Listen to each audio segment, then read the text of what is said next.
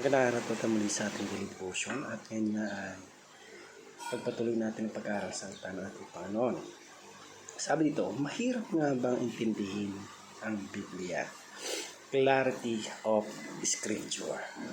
So, kung unawain natin, mahirap pa talagang basahin ng intindihin ng Biblia. So, para sa mga tao na talagang hindi tinutukoy kung yung nilalaman nito.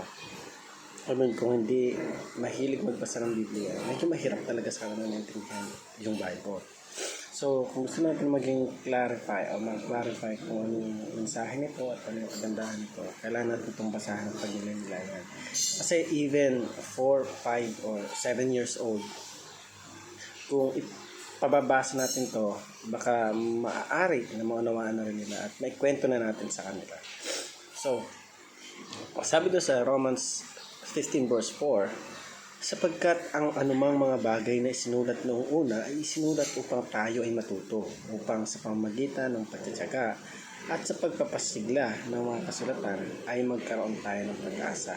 So, yung Biblia, ito ay ibinigay sa atin para maunawaan yung kaplanuhan ng Diyos sa buhay ng bawat isa, malaman yung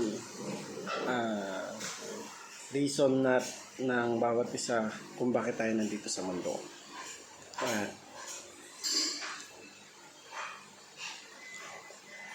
Andito rin natin makikita yung pag-asa, yung tunay na kaligtasan bawat isa sa atin. So sabi po doon sa ating unang katuruan, sabi dito, the Bible is God's revelation. So yung Bible po is a God revelation for us para ipakita sa atin yung kahulugan ng buhay. Ano ba talaga yung purpose ng buhay ng bawat isa sa atin dito sa mundo. Pangalawa, the Bible tells one big story of redemption. So, yung Biblia po, it tells about the big story of redemption, kung paano tayo iniligtas, kung paano tayo binigyan ng Lord ng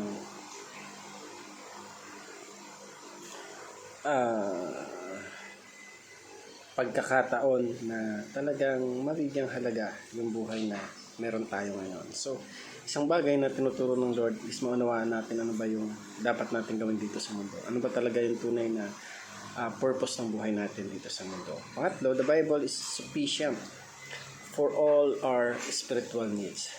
So, yung Bible po, it is sufficient for our spiritual needs. So, minsan,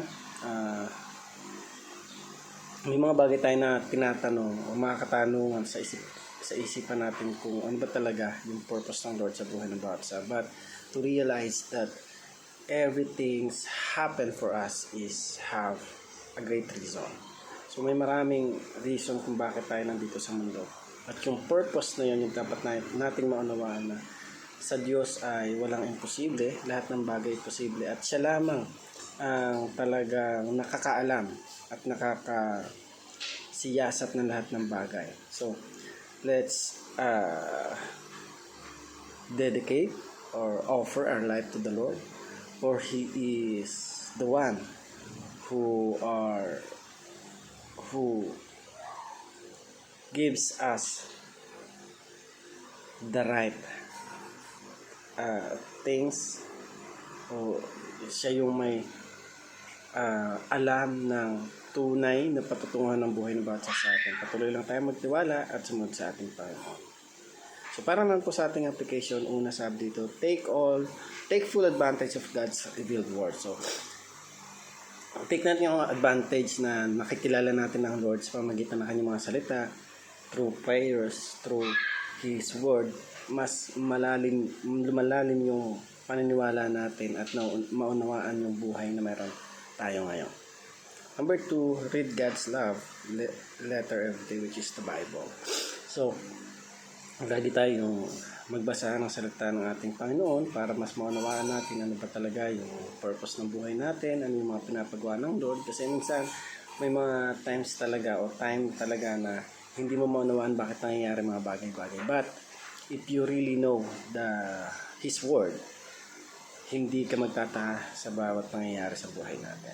Number 3, nourish your spiritual life through the Bible. So, syempre, kung gusto mo talaga na mag-nourish yung life, yung spiritual life natin, we need to focus on the Word of God. Read this every day, o manood tayo ng mga preaching, mga kapahayagan ng salita ng ating Panginoon para lubos nating naunawaan yung mga katanungan natin na talagang nahihirapan tayo. Let's ask God for the right answer, for He knows the best for us. So, again, thank you for watching this video. I hope you learn, and God bless you.